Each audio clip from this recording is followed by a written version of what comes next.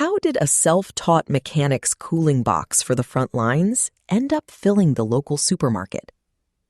A box of fresh strawberries on a supermarket shelf in the dead of winter is a quiet feat of engineering. Writing on 23 July 2026, Caitlan Fealing tells the story of Frederick McKinley Jones, the self-taught mechanic who built the first mobile cooling units. While his invention started as a fix for a local trucker, the pressure of World War II turned it into a global standard. Fealing shows how a technology born to feed soldiers on the front lines ended up changing the way people eat and how cities are built. Written by Caitlan Fealing in War on the Rocks, narrated for Arva. Join War on the Rocks and gain access to content trusted by policymakers, military leaders, and strategic thinkers worldwide. Editor's note: this is the 5th article in a limited series celebrating American defense technologies born out of wartime and their effects on broader national security, politics, and society. This series will run for several weeks to commemorate America's 250th anniversary, and winners will be selected by a reader vote undertaken through our newsletter later this summer. Prior installments can be found at the Arsenal of Innovation page. Have you ever wondered how the United States transitioned from only having local fresh produce to an abundance of perishable goods available year-round across the country, even during the off-season? Today, almost $3 trillion, roughly 2.7 billion pounds of products, including food, medication, and hazardous chemicals, are transported in temperature-controlled vehicles in the United States per year, thanks to Frederick McKinley Jones's 1938 invention of the mobile refrigeration system. Born in response to a commercial problem, then scaled and hardened out of a need to supply troops on the front lines of World War II, Jones's invention affected what was possible in terms of combat, logistics, and strategy in America's Second Great War. Since then, the civilian commercial market has continued to use his invention, which has touched almost every facet of American life as we know it. Mobile refrigeration units are a clear example of a dual-use innovation whose proliferation was made possible initially by our military and whose invention reflects the diverse backgrounds of American inventors. By the time the Model C was introduced, the civilian cooling industry had come a long way from its humble beginnings. In 1806, Frederick Tudor, the Ice King, started the American ice industry, relying on natural ice that was cut from frozen lakes in northern states, such as Minnesota. Extensive trade routes shipped this natural ice to southern states and internationally as the industry stoked demand for cold treats like ice cream and preserved foods. The 1834 invention of mechanical ice massively disrupted the industry, as ice no longer needed to be harvested and shipped. Communities could save a fortune by creating and distributing ice locally. However, natural or mechanical, ice still melts in the heat. The beginning of the 20th century introduced consumer cars and trucks to the American market. Prior to Jones' invention, goods transportation either occurred without any temperature regulation, where temperatures soared, or required ice to cool the vehicle's interior. Ice, however, is expensive, heavy, and melts. Thus, during engagements abroad, the United States military relied on finding perishable food and supplies as they traveled, or contending with the logistics to build food production centers, such as field bakeries, to feed troops on the front lines. Often, this strategy required troops themselves to carry their allotted daily rations in case they were not able to access supply lines. During each of the major U.S. wars, food sourcing was of particular concern because lack of food can directly lead to suboptimal fighting and low troop morale. It's often quipped that an army marches on its stomach. In World War I, U.S. troops fought overseas, and trench warfare exacerbated the problem, as food was easily contaminated with dirt, gas from enemy attacks, and vermin, or arrived infrequently as supply lines were intercepted. One solution to this problem was to ship canned food, but even this often required cooking to be made edible. The international nature of fighting in World War II demanded a replacement for the inconsistent salt and ice-cooled transportation vehicles that required significant manual labor. This was a prime opportunity for Frederick McKinley Jones's third iteration of his refrigeration unit, the Thermo King Model C, to revolutionize international shipping of perishable goods in 1942. Frederick McKinley Jones, the king of cool, was a brilliant engineer and inventor who was awarded 61 patents across his lifetime, from inventions from portable X-ray machines and engines to sound equipment. He eventually became the first African American to be awarded the prestigious National Medal of Technology posthumously in 1991. Jones was born in Cincinnati, Ohio in 1893. He was sent to live at St. Anne Catholic Church in Covington, Kentucky at 9 years old when his mother passed away. At the church, he was responsible for cooking, so he became acquainted with the intricacies of food management from a young age. He found solace working at an auto garage when he was 11 years old, where he was able to develop his mechanical skills. These skills turned into a passion, and he began working as a full mechanic by age 14, then extended his skill set to include repairing steamships and other machinery. Jones's skills were a hot commodity during his service as a World War I Army mechanic, which saw him promoted from his all-black military unit, the U.S. Army's 809th Pioneer Infantry, stationed in France, to become an electrician and instructor for other soldiers.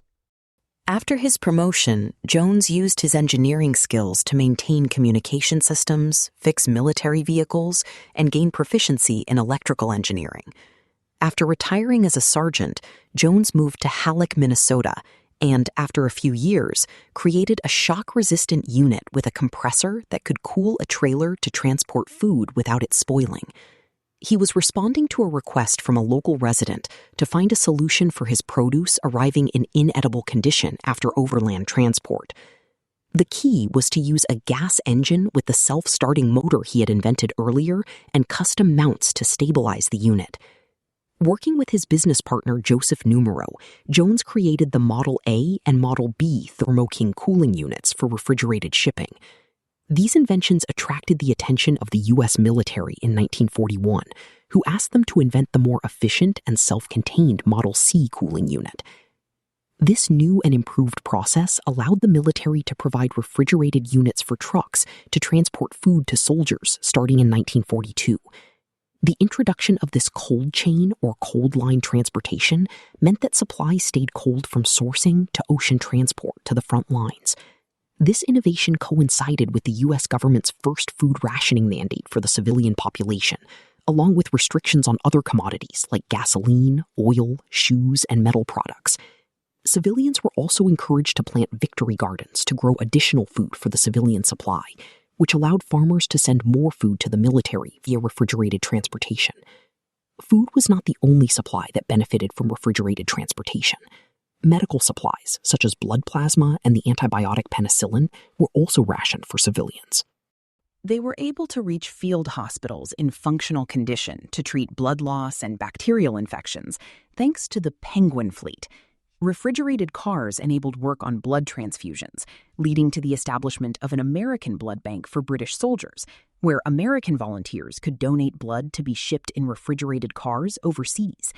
One project, led by Charles Drew, collected over 14,500 blood donations and 5,000 liters of plasma to be sent to the war front. In 1944, the U.S. government shipped 200 million units of penicillin to the Air Force, 330 million units to the Navy, and 1.5 billion units to the Army, which is estimated to have saved millions of lives. World War II is largely considered a war of attrition, where the side that outlasted the other in terms of supplies, troop health, morale, and economic stability would earn a decisive victory.